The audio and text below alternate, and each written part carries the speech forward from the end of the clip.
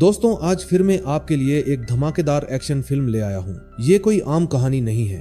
ये है एक ऐसे इंसान की दास्तान जिसने मौत से सौदा किया और जिंदगी से जंग, जहां हर मोड़ पर लहू बहता है और हर सौदा सिर्फ तबाही लाता है। आज हम खोलेंगे उस शख्स की फाइल जिसका नाम सुनते ही पूरी दुनिया कांप उठती है, क्योंकि ये कहानी है मौत के सौदागर की।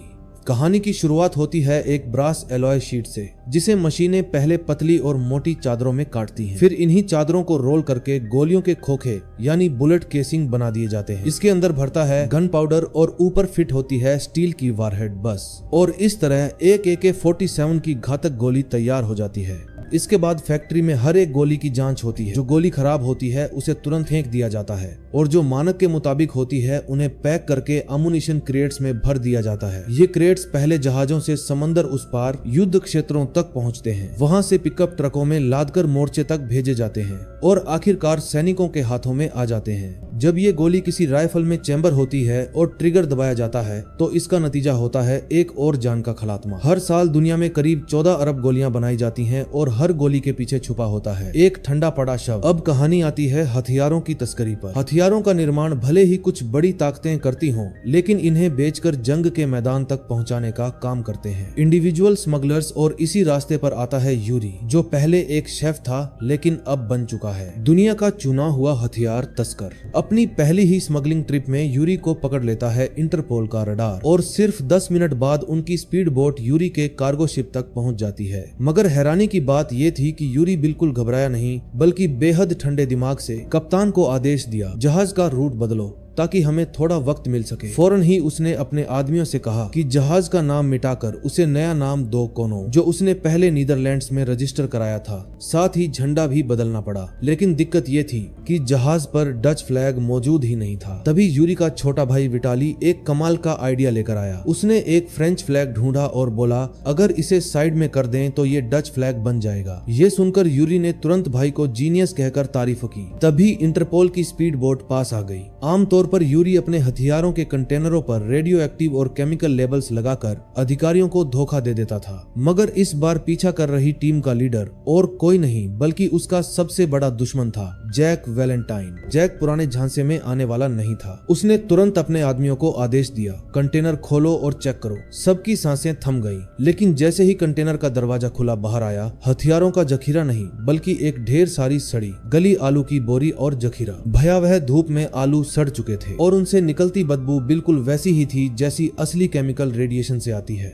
देखने वालों को यह उतना ही डरावना लग रहा था, लेकिन यूरी जानता था कि सिर्फ इतना काफी नहीं है। उसने एक इंटेलिजेंस ऑफिसर को रिश्वत देकर सही समय पर जैक को झूठी जानकारी पहुंचवाई। नतीजा ये हुआ कि जैक वैलेंटाइन खाली हाथ लौट गया। उसे जरा भी अंदाजा नहीं था कि आलुओं के नीचे असल में M16 राइफलों का पूरा जखीरा छुपा हुआ है। लेकिन मुश्किलें यहीं खत्म नहीं हुई। मौत से बचकर निकलते ही यूरी एक नई मुसीबत में फंस गया। खरीदारों की जगह पर पहुंचते ही उसे बताया गया कि उनके पास नकद नहीं है, वे सिर्फ कॉन्ट्राबैंड नशीली चीजें के बदले सौदा कर सकते हैं। पहले तो यूरी गुस्से से भड़क उठा और सौदा करने से साफ मना कर दिया, लेकिन तभी सामने वाले ने बंदूक तान दी। यूरी का भाई विताली भी झट से पिस्तौल निकालकर भिड़ने को तैयार हो गया, लेकिन यूरी जानता था कि शैतान से कारोबार करते वक्त हमेशा ठंडे दिमाग से सोचना पड़ता है। इसलिए यहाँ तक कि जब गोली उसकी ओर चलाई गई तब भी उसने अपने भाई को रोका और शांत रहने का फैसला किया। मगर असली झटका यूरी को तब लगा जब विताली खुद उस कॉन्ट्राबैंड का आदी हो गया। वह टूट चुका था और फिर यूरी को मजबूरी में अपने ही भाई को रिहैब सेंटर तक ले जाना पड़ा। लेकिन यूरी को यह पता ही नहीं था कि वह खुद भी एक और लत का शिकार है, और वह थी एवा फोंटेन, अपने शहर की ब्यूटी क्वीन, जिसे देखकर यूरी पहली नजर में ही दीवाना हो गया था। असल में 10 साल की उम्र से ही वह इस लड़की को चाहता था, लेकिन अपनी मामूली शक्ल, सूरत और आम सी पारिवारिक हैसियत की वजह से उसे कभी उससे बात करने की हिम्मत ही नहीं हुई। फिर आधा साल पहले यूरी अपने परिवार के रेस्टोरेंट पर मौजूद था जब उसने अपनी आंखों के सामने दो गैंग्स के बीच खूनी गोलीबारी देखी। ये अनुभव टीवी पर न्यूज देखने जैसा नहीं था। यहाँ गोलियां सचमुच उसके कानों के पास से गुजर रही थी। उस पल उसे एहसास हुआ कि इस दुनिया में खाने पीने से ज्यादा इंसान को बंदूक और गोलियों की जरूरत है, क्योंकि यही असली जिंदा रहने का साधन है। यही सोच उसे हथियारों के धंधे की ओर ले आई और फिर एक जान पहचान के जरिए उसकी मुलाकात हुई रशियन माफिया से। यूरी ने अपनी पहली डील के लिए एक उजी मशीन गन खरीदी। इस डील को पूरा करने के लिए यूरी ने कई चीजें सीखी। खरीदार से मिलते वक्त वह लगातार बोलता रहा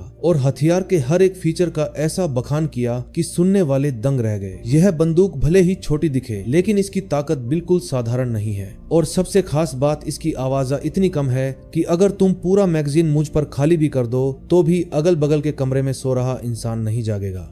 यह सुनकर खरीदार ने तुरंत बंदूक लोड की और सीधे यूरी की तरफ तान दी, लेकिन यूरी ने तुरंत जवाब दिया, अगर तुमने सच में ऐसा किया तो मेरे साथ बड़े कारोबार का सपना भूल जाओगे, कहना पड़ेगा। यूरी सचमुच जन्म से ही हथियारों का सौदागर था, जबकि पहले वो हिंसा से पूरी तरह दूर रहना चाहता था, लेकिन अब उसे समझ आ गया था कि इंसान की असली फितरत ही हिंसा है। स्पष्ट मकसद के साथ यूरी ने अपने भाई विटाली को भी इस धंधे में खींचना चाहा। विटाली तो हमेशा अपने माता पिता के रेस्टोरेंट में शेफ था, मगर उसकी बनाई डिश देखने में भी बेकार और खाने में भी बेस्वाद। यूरी ने भाई को समझाया, सिर्फ करियर बदलने से ही जिंदगी बदल सकती है। शुरुआत में विटाली मानने को तैयार नहीं था, मगर यूरी की जिद और समझाने से आखिरकार वो भी मान गया।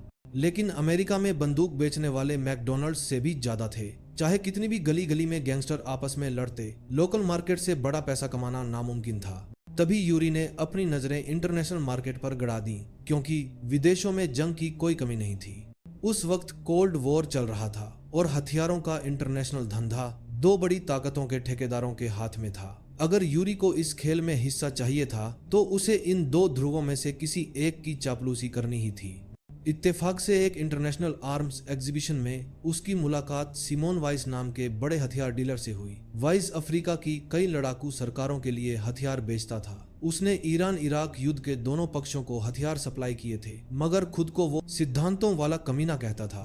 यूरी ने जब उससे बड़े उत्साह से मुलाकात की तो वाइस ने उसे तुच्छ समझकर सबके सामने रिजेक्ट कर दिया। उसने ताना मारते हुए कहा, ये जगह नौसिखियों के लिए नहीं है। असल में वाइस यूरी जैसे छोटे मोटे डीलर को बिल्कुल नजरअंदाजा करता था, लेकिन वो ये सोच भी नहीं सकता था कि एक दिन वही यूरी उसे पैरों तले रौंद डालेगा। कानूनी रास्ता बंद देख यूरी ने अंडरग्राउंड दुनिया का रास्ता चुना और तभी उसका असली धंधा तेजी से चल निकला। अमेरिकी फौज ने जब 1984 में लेबनान छोड़ा तो पीछे छोड़ गए हथियारों के पहाड़। उन्हें वापस अमेरिका भेजना मरम्मत के लिए महंगा पड़ता, इसलिए उन्होंने उन्हें कबाड़ की कीमत पर बेच दिया और यहीं पर यूरी को एक सुनहरा मौका दिखाई दिया। उसने पूरा स्टॉक उन्हें पौने दाम में खरीद लिया और उन्हें इलाके के गैर कानूनी हथियारबंद गिरोहों को बेच डाला। यूरी ने मोटा मुनाफा कमाया, लेकिन उसी दिन उसने और उसके भाई विटाली ने एक खौफनाक मंजर अपनी आंखों से देखा। वही बंदूकें जो उन्होंने बेची थीं, अब आतंकियों के हाथों में थीं और वे मासूम नागरिकों का कत्लेआम कर रहे थे। विटाली, जो हमेशा बुराई से नफरत करता था, सब रोकना चाहता था, मगर यूरी ने उसे टोक दिया। ये हमसे कोई लेना देना नहीं रखता,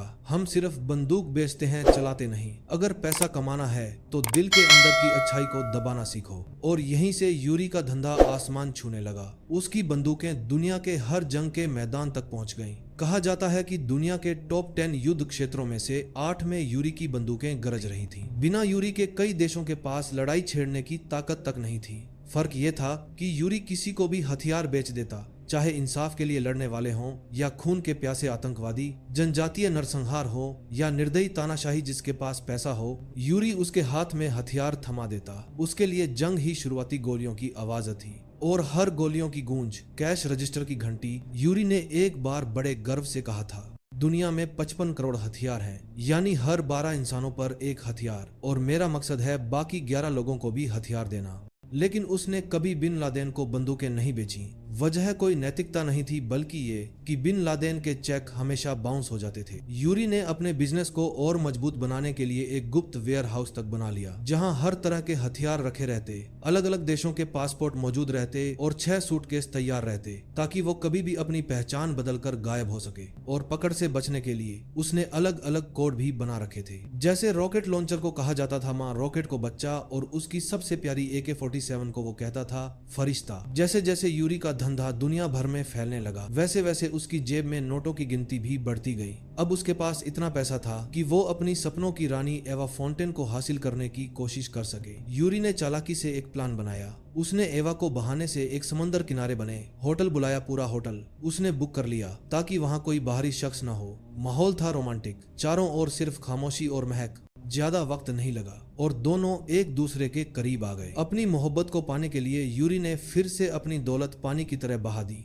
उसने एक प्राइवेट जेट किराए पर लिया और यहाँ तक कि उस पर अपना नाम तक लिखवा दिया, और उसी जेट के आसमान में दोनों की मोहब्बत ने गूंजदार हलचल मचा दी। जल्द ही एवा और यूरी ने शादी कर ली। वो अब पति पत्नी थे, लेकिन असली सच्चाई सिर्फ यूरी जानता था। एक देवी समान औरत का दिल जीतना आसान नहीं होता और उसे अपने पास बनाए रखने के लिए हमेशा दौलत चाहिए होती है। हकीकत ये थी कि एवा को पाने के चक्कर में यूरी लगभग कंगाल हो चुका था, और जब महीनों तक कोई सौदा नहीं हुआ तो उसने अपने शाही ठाट बाट बनाए रखने के लिए क्रेडिट कार्ड्स पर जीना शुरू कर दिया। लेकिन किस्मत फिर यूरी पर मेहरबान हो गई। साल 1991 में सोवियत यूनियन का पतन हुआ और यूरी ने तुरंत एक नए बड़े मौके की गंध सूंघ ली। वो भागा अपने वतन यूक्रेन, क्योंकि ठंडे युद्ध कोल्ड वार के दौरान ये जगह सोवियत आर्मी का सबसे बड़ा अड्डा रही थी। वहां लाखों सैनिक तैनात थे, लेकिन अब दीवार गिर चुकी थी, जंग खत्म हो चुकी थी और पूरा असलहा बारूद कबाड़ की तरह पड़ा हुआ था। ऊपर से अब जब फौजियों को महीनों से तनख्वाह भी नहीं मिली थी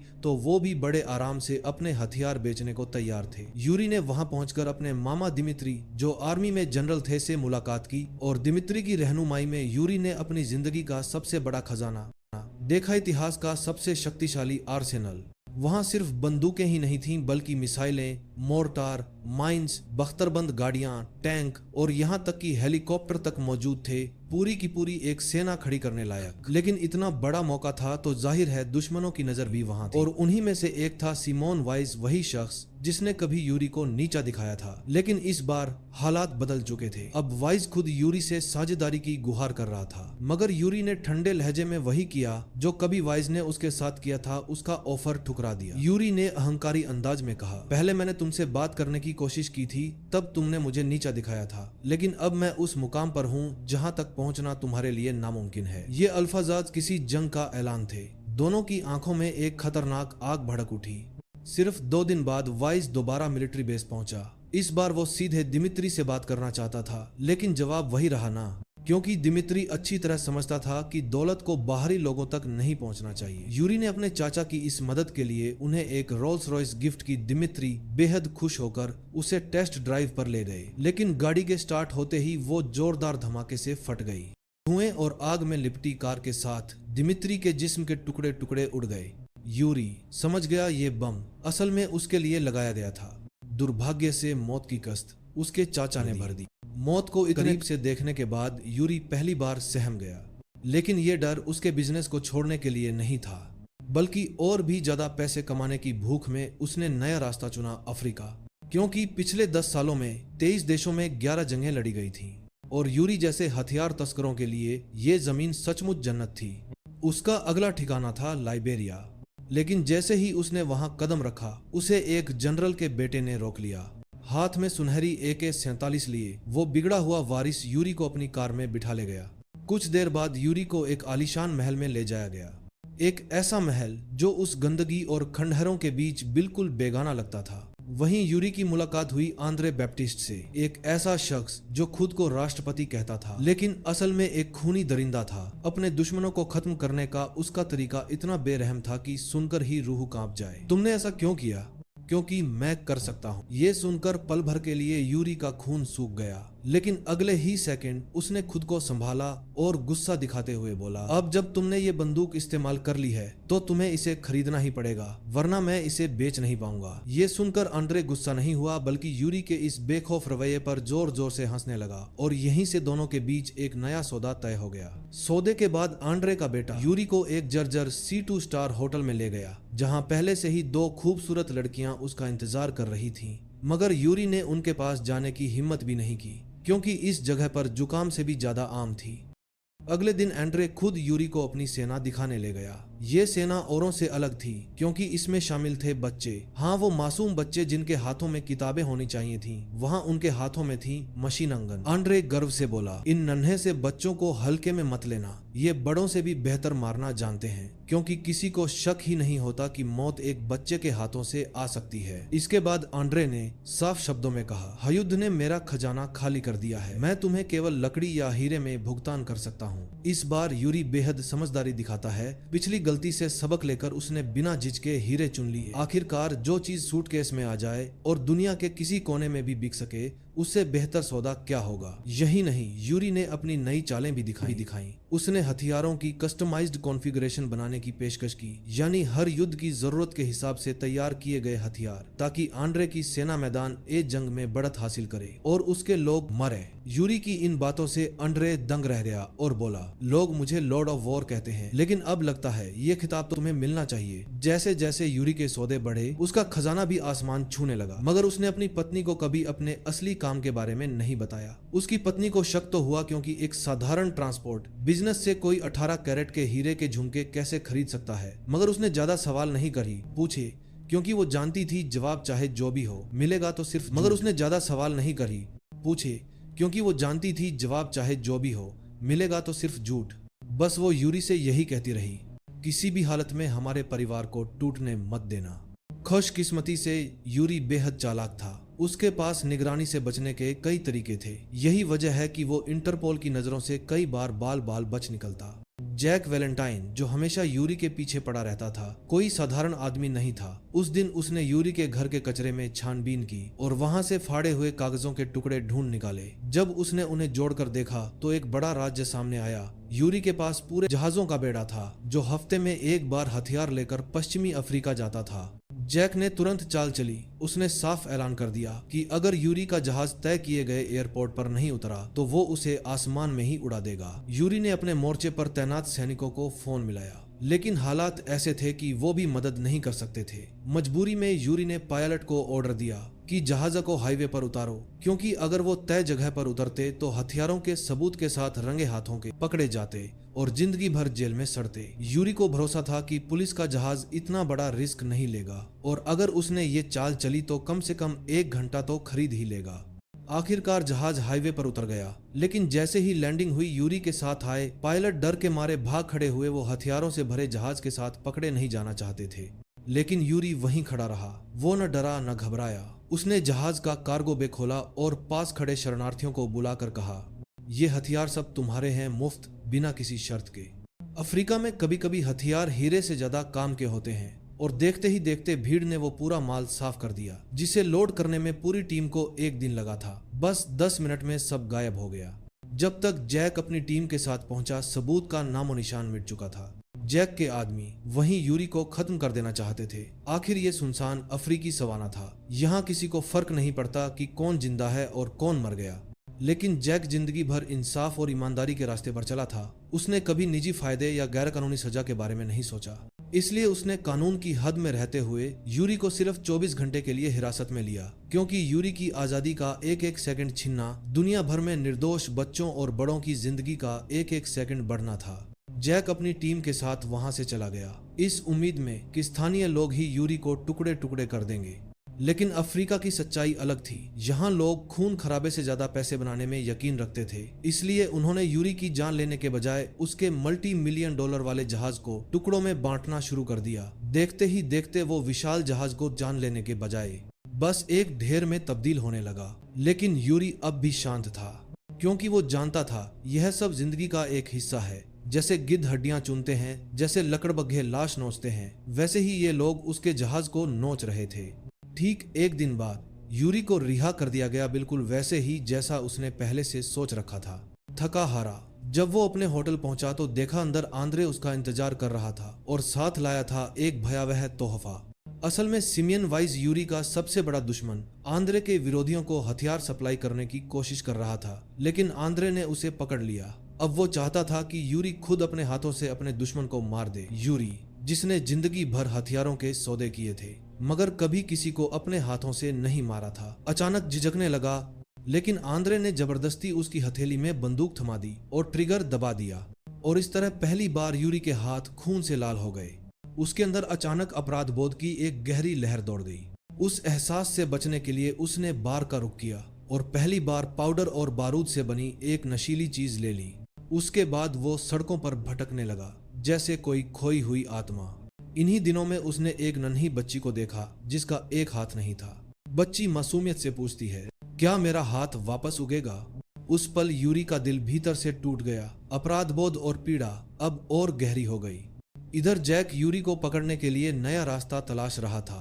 वो सीधा यूरी की पत्नी एवा तक जा पहुंचा, लेकिन एवा लगातार यही कहती रही, मुझे यकीन नहीं है, और उसने गुस्से में जैक को घर से निकाल दिया। यूरी जब घर लौटा तो देखा एवा बिस्तर पर बैठी थी।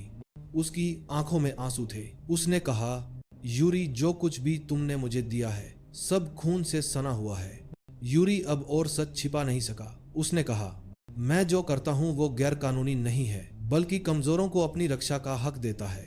लेकिन एवा चिल्लाई, मुझे कानून की परवाह नहीं, ये काम गलत है, चाहे तुम इसे सही ठहराओ या नहीं, क्योंकि मेरे माता पिता भी युद्ध के बमों में मारे गए थे। वो युद्ध से नफरत करती थी, और उन हथियार बेचने वालों से भी जिनकी वजह से इंसानियत बिखर रही थी। सबसे ज्यादा नफरत उसे अब अपने ही पति यूरी से थी, जिसे वो कभी दिल से चाहती थी। दिल में उथल पुथल के बीच अवा ने यूरी से कहा, इस गंदे धंधे से हमेशा के लिए हाथ धो लो। अपने प्यार और परिवार को खोने से बचाने के लिए यूरी ने ठान लिया कि अब वो हथियारों का धंधा छोड़ देगा और एक साफ सुथरे काम में लगेगा। पैसों की तंगी थी, काम भी बहुत कठिन, लेकिन फिर भी यूरी ने आधे साल तक अपनी बात निभाई। लेकिन किस्मत यूरी को चैन से जीने कहाँ देती। एक दिन अचानक लाइबेरिया का तानाशाह आंद्रे बैपटिस्ट उसके सामने आ खड़ा हुआ। उस वक्त लाइबेरिया की गृह युद्ध और तेज हो चुकी थी और आंद्रे को हथियारों की सख्त जरूरत थी। शुरुआत में यूरी ने सख्ती से मना कर दिया, लेकिन जब आंद्रे ने उसके हाथ में एक बहुत बड़ा हीरा रख दिया तो यूरी का दिल डगमगा गया। उसने काले चश्मे पहने और फिर उसी अंधेरे रास्ते पर लौट पड़ा। वजह सिर्फ लालच नहीं थी, बल्कि यूरी जानता था कि असली पहचान और असली हुनर सिर्फ उसी काले धंधे में था। और सबसे ज्यादा डर उसे इस बात का था कि उसकी बीवी अवा उस पर शक न कर ले। यूरी ने झूठ बोला कि कुछ दिनों के लिए बिजनेस ट्रिप है, पर रविवार को लौट आऊंगा और फैमिली के साथ बीच पर चलेंगे। ऊपर से तो अवा ने उसकी बात मान ली, पर उसके दिल में शक और गहरा चुका था। अवा ने बहाना बनाया कि बेटे को स्विमिंग लेसन पर ले जा रही है। वो नीचे कार में बैठकर इंतजार करती रही। जैसे ही यूरी बाहर निकला, अवा ने गाड़ी स्टार्ट की और चुपचाप उसका पीछा करना शुरू कर दिया। पहले कभी कोई यूरी का पीछा करता तो वो तुरंत भांप लेता था, मगर इस बार बात अलग थी, क्योंकि उसके पीछे उसकी अपनी बीवी थी। इसलिए यूरी को भनक तक नहीं लगी, और यही लापरवाही उसकी जिंदगी का सबसे बड़ा मोड़ बन गई। यूरी जैसे ही वेयरहाउस से सामान उठाकर निकल गया, अवा बेटे को लेकर सीधे उसी गुप्त गोदाम के दरवाजे तक पहुंच गई। उसने ताले का कोड तोड़ने की बहुत कोशिश की, पर नाकाम रही। थकी हारी अवा ने जब बेटे की ओर देखा तो उसके मासूम चेहरे पर अनजाने सवाल तैर रहे थे। अवा ने आखिरकार ताले का पासवर्ड डाला। अपने बेटे की जन्मतिथि थी। तुरंत ही लॉक खुल गया, और जैसे ही उसने अंदर कदम रखा, उसकी आंखों के सामने एक ऐसा मंजर था जिसे देखकर उसकी रूह कांप उठी। हथियारों का जखीरा, नकली पासपोर्ट और वो अकाउंट बुक्स जिनमें सिर्फ खून से सनी कमाई दर्ज थी। एवा अब और नहीं सह पाई और उसी पल उसने तय कर लिया, वो यूरी को छोड़ देगी। इधर यूरी अपने भाई विताली को फिर से मनाने की कोशिश कर रहा था, क्योंकि अब उसकी मदद और सुरक्षा सिर्फ भाई ही दे सकता था। विताली अब बदल चुका था, नशे से बाहर आ चुका था और अपनी जिंदगी बसाने की तैयारी कर रहा था। लेकिन जब बात भाईचारे और प्यार की आई तो उसने भाई को चुना। दोनों भाई फिर से निकल पड़े, इस बार लिबेरिया। वहां डील पूरी हुई, लेकिन शर्त यह थी कि हथियारों को पड़ोसी देश सिएरा लियोन तक पहुंचाना होगा। इस काम के लिए यूरी और विटाली को साथ में भेजा गया, आंड्रे के बेटे के साथ। लेकिन रास्ते में आंड्रे का बेटा मानो पागल हो गया। बेखौफ होकर निर्दोष लोगों की हत्या करने लगा। अपने आप को आजादी का सिपाही कह रहा था, लेकिन हकीकत ये थी ऐसे लोग दूसरों की आजादी छीन लेते हैं। इसी दौरान विताली ने अपनी आंखों के सामने एक मासूम माँ और उसके छोटे बच्चे को बेरहमी से मारा जाता देखा। ये मंजर उसे भीतर तक तोड़ गया। उसने वहीं तय कर लिया, वो अब इस सौदे का हिस्सा नहीं बनेगा। लेकिन यूरी ने उसे फिर से वही पुराना तर्क दिया, ये जंग हमने शुरू नहीं की है। अगर हम हथियार नहीं बेचेंगे तो कोई और बेच देगा। यूरी की ये बात सुनकर विताली समझ गया, भाई ने अब अपनी आत्मा खो दी है। इसलिए उसने चुना एक आखिरी चरम रास्ता।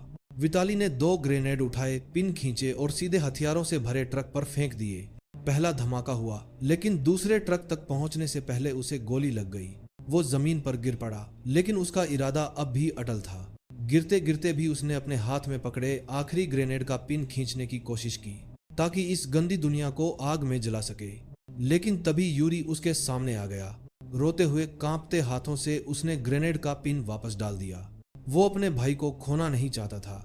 विटाली ने अपनी आंखें बंद की और दिल में जलते हुए गुस्से के साथ हमेशा के लिए इस दुनिया को अलविदा कह दिया।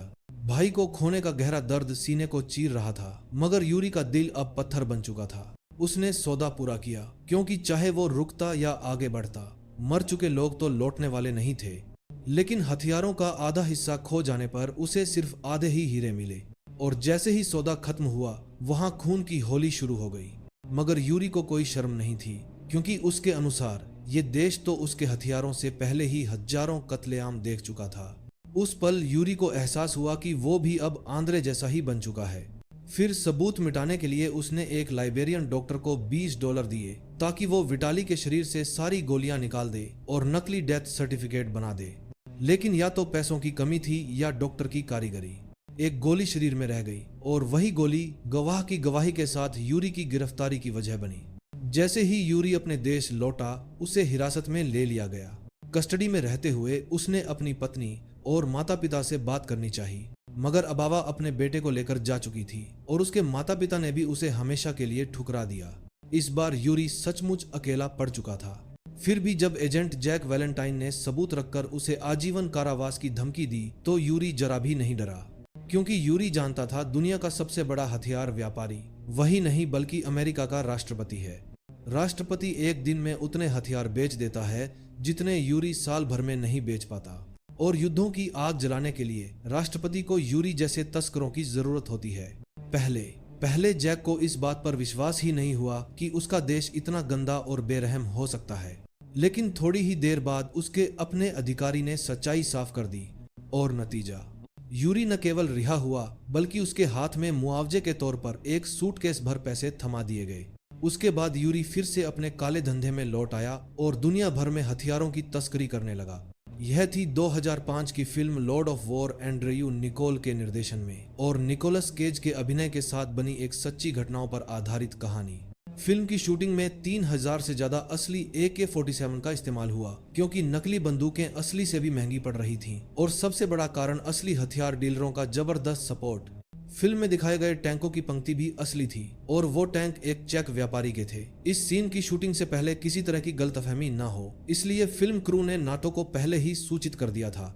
आम लोगों की नजरों में यूरी एक सच्चा मौत का सौदागर है, क्योंकि जहां भी वह जाता है वहां युद्ध छिड़ जाता है, जहां भी जाता है लाशें बिछ जाती हैं। लेकिन यूरी को इस पर जरा भी अपराध बोध नहीं होता। भले ही उसकी पत्नी, बच्चा और माता पिता ने उसे छोड़ दिया हो, भले ही उसका मासूम भाई नाहक अपनी जान गंवा चुका हो, फिर भी उसने हथियारों के कारोबार को छोड़ना स्वीकार नहीं किया, क्योंकि यूरी की नजर में हथियार सिर्फ एक साधन है। जब तक उसने खुद ट्रिगर नहीं दबाया, जब तक उसने किसी को लड़ने के लिए मजबूर नहीं किया, तब तक चाहे कितने भी लोग मरें, उससे उसका कोई लेना देना नहीं है। बल्कि अगर वह यह काम न करे तो कोई और करेगा। दुनिया उसके न करने से बदलने वाली नहीं। यूरी ने एक बार कहा था, आखिरकार दुनिया हथियार बेचने वालों की होगी, क्योंकि बाकी सब लोग तो एक दूसरे को मारने में व्यस्त रहेंगे, और जिंदा रहने का असली राज है कभी युद्ध मत करो, खरास कर अपने आप से। यूरी की सबसे बड़ी ताकत यही थी कि एक बार वह किसी बात या इंसान को चुन ले तो फिर पीछे मुड़कर नहीं देखता। जैसे 10 साल पहले जिस लड़की को पहली बार देखकर उसका दिल धड़क उठा था, 10 साल बाद भी वह उसे उतना ही चाहता और संजोता है। हथियारों के कारोबार की राह पर कदम रखते ही, चाहे कितनी भी मुश्किलें आई हों, यूरी ने कभी खुद पर शक नहीं किया, न ही खुद से संघर्ष किया। इस मायने में जैक भी यूरी जैसा ही है। दोनों अपने सिद्धांतों पर अटल हैं, दोनों अपने भीतर के सच के प्रति वफादार हैं। लेकिन फताली, यूरी का भाई, ऐसा नहीं था। वह हमेशा खुद से जूझता रहा, ना तो वह शांतिपूर्ण जीवन को पूरी तरह चुन पाया, ना ही पैसों के लालच को साफ साफ ठुकरा पाया। उसका मन हमेशा उथल पुथल में रहा। फाताली ने हकीकत से भागने के लिए नशे का भी सहारा लिया। हालांकि आखिर में उसने अपने दिल की सच्चाई को थाम लिया, लेकिन उसकी कीमत उसे अपनी जान देकर चुकानी पड़ी। असल में लोग ज्यादातर इसलिए पीड़ित होते हैं क्योंकि वे अपने फैसलों में मजबूत नहीं होते। यही उन्हें कठिन परिस्थितियों और उलझनों में धकेल देता है, और जब बहुत सोच समझकर कोई रास्ता चुन भी लेते हैं तो भी उन्हें अफसोस और निराशा बनी रहती है कि दूसरा रास्ता क्यों नहीं चुना। लेकिन अगर आपके विचार पक्के हों तो ना आप हिचकिचाएंगे, ना ही खुद को तड़पाएंगे। तब आपके लक्ष्य और साफ और मजबूत बनेंगे। यह दुनिया कभी भी पूर्ण नहीं हो सकती। यह तो हमेशा विरोधाभासों और विपरीत परिस्थितियों के साथ ही चलती है। न तो कोई चीज बिल्कुल परफेक्ट होती है और ना ही हर किसी को खुश करना संभव है, क्योंकि हर किसी की अपनी अलग सोच और नजर होती है। इसलिए हमें परिपूर्णता के पीछे नहीं भागना चाहिए।